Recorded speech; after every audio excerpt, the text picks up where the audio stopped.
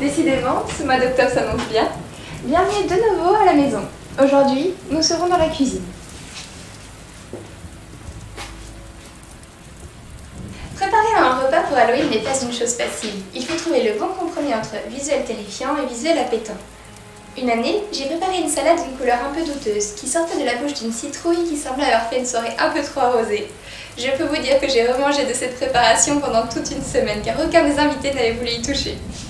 La cuisine n'étant pas mon domaine de prédilection, j'espère quand même que le rendu sera beau, effrayant, mais surtout délicieux. Nous débuterons le repas avec une soupe de sang chaud importée directement de Transylvanie et accompagnée de tartines de la mort. Si mes invités ont survécu, nous continuerons sur une assiette de chauve-souris fraîchement capturée par mon majordome lors de sa dernière sortie nocturne. Je proposerai ensuite une virée dans un cimetière avec des petits pains en soufre. Nous finirons sur une trinité de desserts, des chaudrons de sorcières, des tourtes du mauvais œil et des tartelettes d'antipoison pour faire passer tout ça.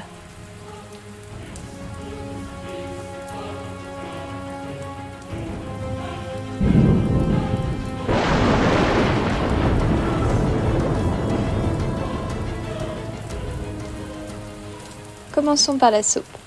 Nous aurons besoin d'un oignon jaune moyen, coupé en dés, d'une carotte, d'une tasse et demie de poivron rouge haché, de 420 g de tomates en dés, de 5 à 6 gousses d'ail, d'un peu de concentré de tomate, de 6 tasses de bouillon de légumes, d'une feuille de laurier, de thym, de piment, d'un peu de haricots rouges pour épaissir la soupe et de 2 à 3 cuillères à soupe de jus de betterave.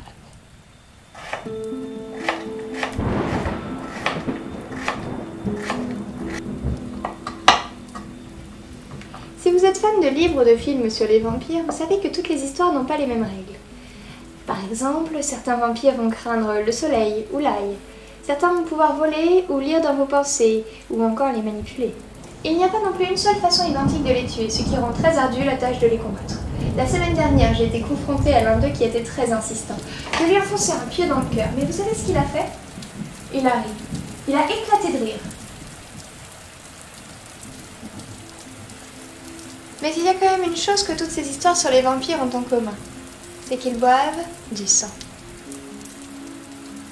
Alors, peut-être que la meilleure manière de vous en protéger sera de leur offrir un bol de cette soupe, d'en faire des amis, afin de les garder à l'œil et de leur apprendre les bonnes manières.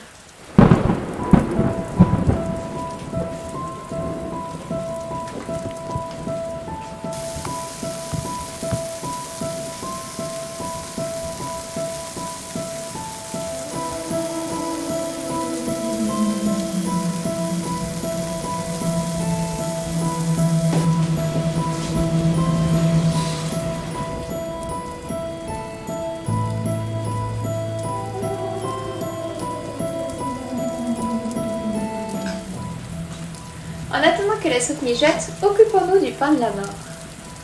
Nous aurons besoin de belles tranches de pain noir et de quelques échalotes, d'herbes aromatiques, de fromage râpé que vous pouvez teinter avec un peu de colorant alimentaire, d'un trait de vinaigre balsamique, d'un peu de roquette et de beurre, demi-sel bien sûr. Oh, j'oubliais, de champignons des catacombes. Merci à Téléscope. Je vous conseille pour cette recette de choisir de belles tranches de pain noir. Vous pouvez le réaliser vous-même si vous le souhaitez avec un peu de colorant alimentaire. Mais pour ma part, même un long confinement ne m'aura pas permis de trouver une recette sans gluten satisfaisante. Ce pain, une fois légèrement toasté, sera parfait. Les champignons vont vous demander à nouveau quelques talents de sculpteur. À l'aide d'une paille, formez de grands trous pour les yeux et utilisez un petit couteau d'office pour tailler les trous du nez et les dents.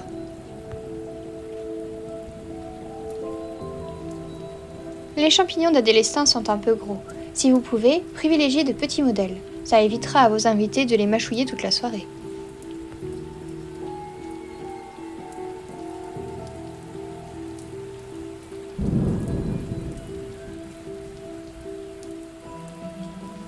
Procédez ainsi pour les deux côtés du champignon, puis coupez-le en deux.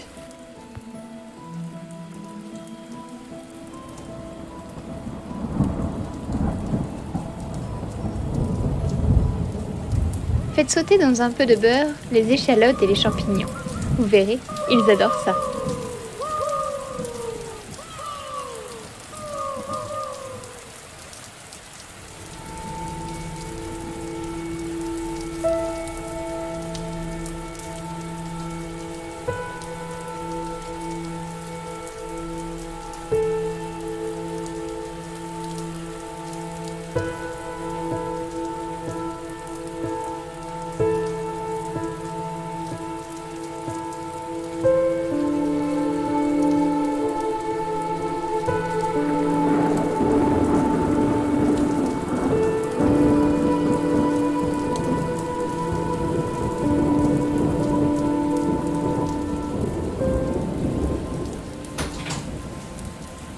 Bien, notre soupe devrait être prête à présent.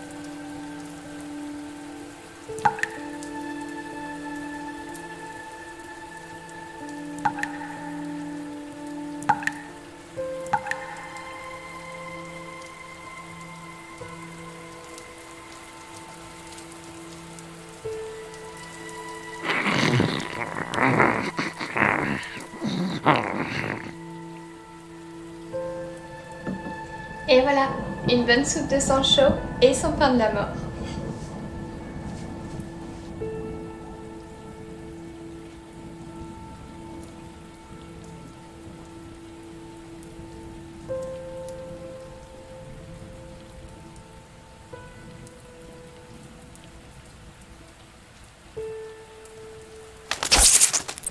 Il est temps de nous occuper de nos chauves-souris tant qu'elles sont encore fraîches. Vous n'avez tout de même pas pensé que nous allions massacrer de pauvres créatures pour notre bon plaisir. Les chauves-souris font souvent l'objet de décorations effrayantes ou de films d'horreur. Pourtant, c'est une espèce clé pour notre écosystème. Une seule petite chauve-souris brune peut manger jusqu'à 1000 insectes de la taille d'un moustique en 1 heure. Ça fait réfléchir. Par ailleurs, le repas de ce soir est totalement végétarien et sans gluten pour respecter les besoins de chacun. Un mimou.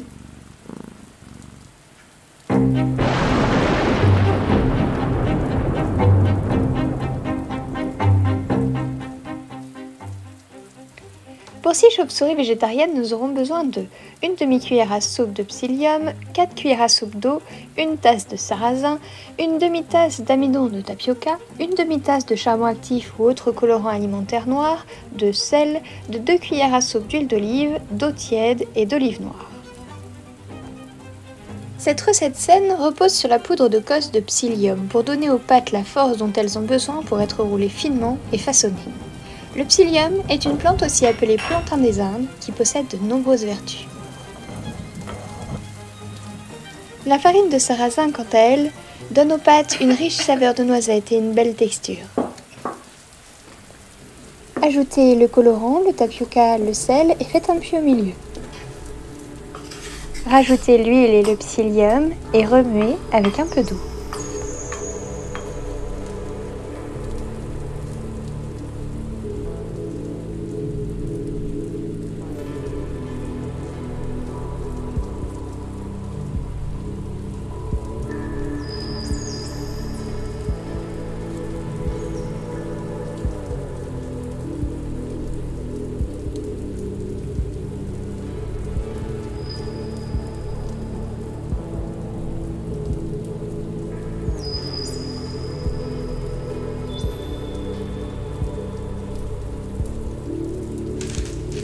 Créons maintenant un gabarit pour notre découpe.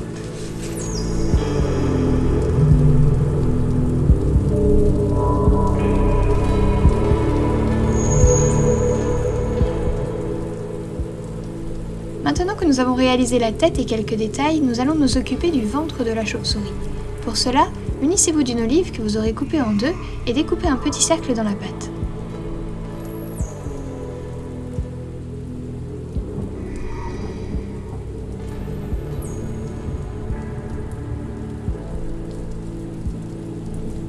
Roulez une partie de la pâte en fin colombin et utilisez-les pour ajouter des détails aux ailes. Vous aurez besoin d'une ligne plus épaisse sur le dessus de l'aile, puis de rayons plus fins en allant vers les pointes. Encore une fois, attachez avec un peu d'eau. Utilisez également d'autres morceaux de pâte pour ajouter des griffes à vos chauves-souris.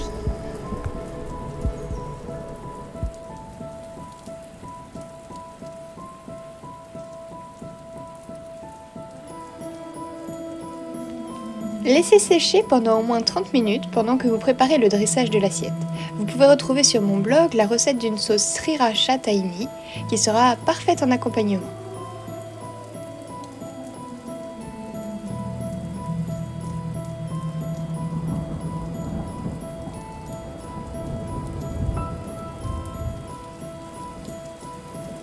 Dix minutes avant de servir, faites bouillir un grand volume d'eau salée. Plongez-y délicatement vos chauves-souris et cuisez-les jusqu'à ce que les pâtes remontent à la surface, environ 2 à 5 minutes. Retirez à l'aide d'un écumoire et laissez égoutter sur un linge propre.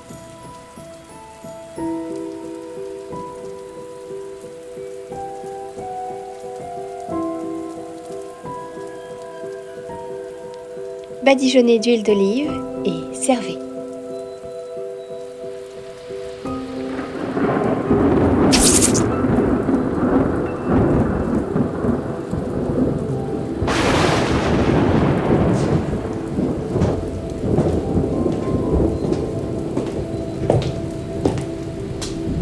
Je crois qu'il y a une coupure d'électricité.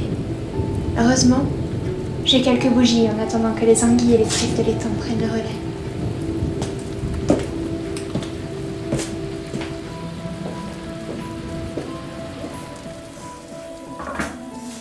Lumos. Tant que nous n'avons pas de four, concentrons-nous sur les fromages.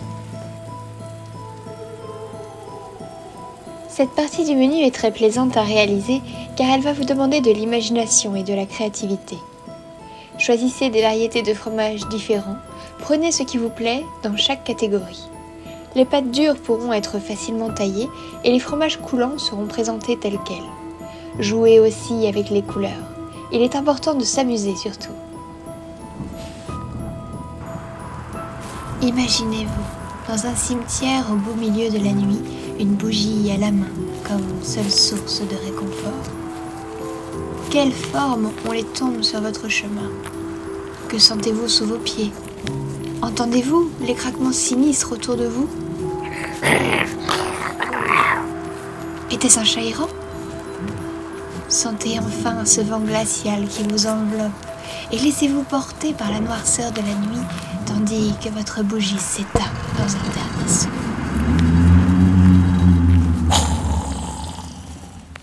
Mimi, non!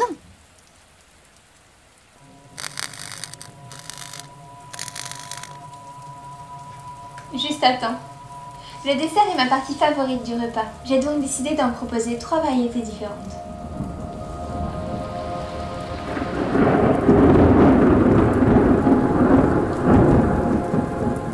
Commençons par les tourtes du mauvais sel.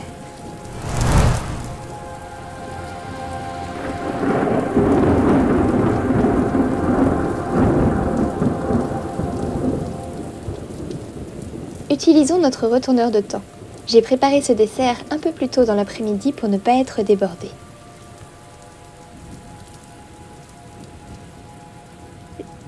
J'ai fait plusieurs versions de ce dessert. Pour la deuxième, j'ai préféré enlever la peau des pommes avant de les couper.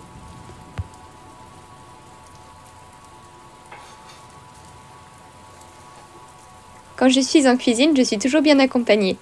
Je pense que Mimi était un cuisinier dans une autre vie. Il doit trouver que je fais pas mal de bêtises. Incendio! Sur un feu moyen, j'ai mis mes pommes à caraméliser. J'ai mis un peu de beurre de micelle, du sucre et un peu de vanille. J'ai acheté 2 pâtes feuilletées sans gluten dans le commerce. Il va s'agir maintenant de découper des disques un peu plus grands que la taille des moules.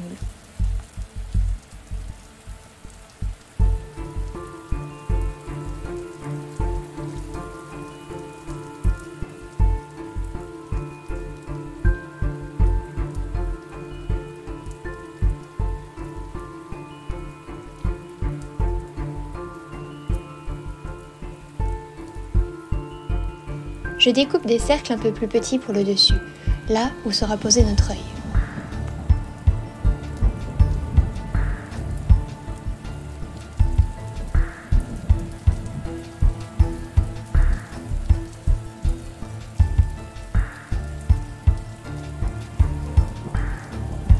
Pour les yeux, j'ai essayé différentes choses.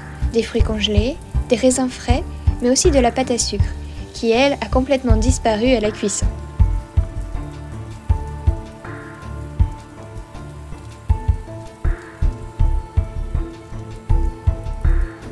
Comme vous pouvez le voir, j'ai complètement oublié la paupière inférieure. Mais mes versions suivantes ont évolué.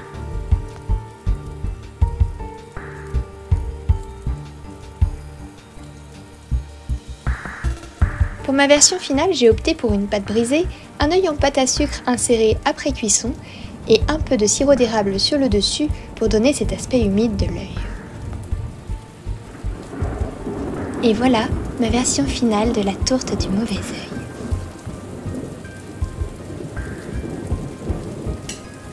Délicieux, hâte de goûter la suite. Les Moldiens ont tendance à croire beaucoup de choses sur le monde de la magie, et nombre d'entre elles s'avèrent être complètement fausses. Pourtant, quelques informations sont exactes. Par exemple, il est vrai qu'il nous arrive de nous réunir les soirs de pleine lune au milieu des bois autour de gros chaudrons bouillonnants. Par ailleurs, s'il vous arrivait un jour d'en sentir le fumet, n'ayez pas peur. Accrochez-vous et venez remettre le monde en question en partageant un bon bol de soupe au potimarron. Pour notre dessert, nous allons réaliser des chaudrons de sorcières vus par les Moldus, débordant de potions verdâtres à la bave de crapaud.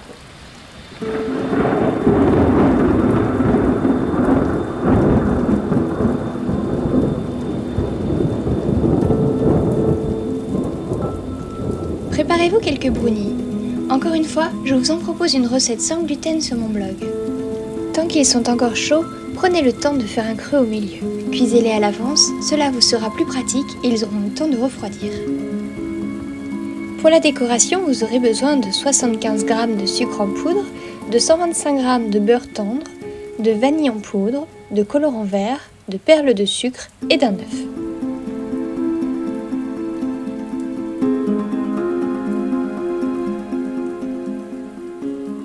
Travaillez ensuite l'œuf et le sucre au bain-marie jusqu'à former un ruban. Laissez refroidir puis ajoutez la vanille. Ensuite, mélangez votre préparation œuf, sucre au beurre et ajoutez votre colorant. Vous pouvez le diluer dans un peu d'eau s'il n'est pas soluble dans le gras.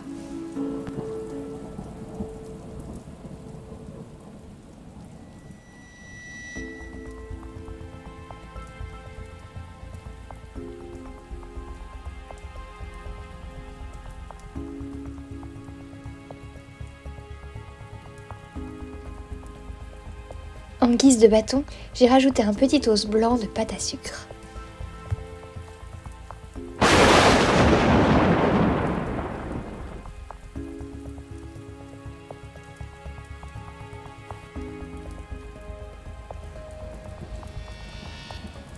Et voilà, le repas est prêt.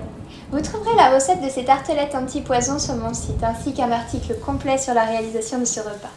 N'hésitez pas à venir discuter avec moi sur Instagram ou en commentaire, et si vous réalisez une de ces recettes, je serai ravie de voir vos créations. Maintenant, je vais aller coudre ma tenue. On se retrouve bientôt à l'atelier.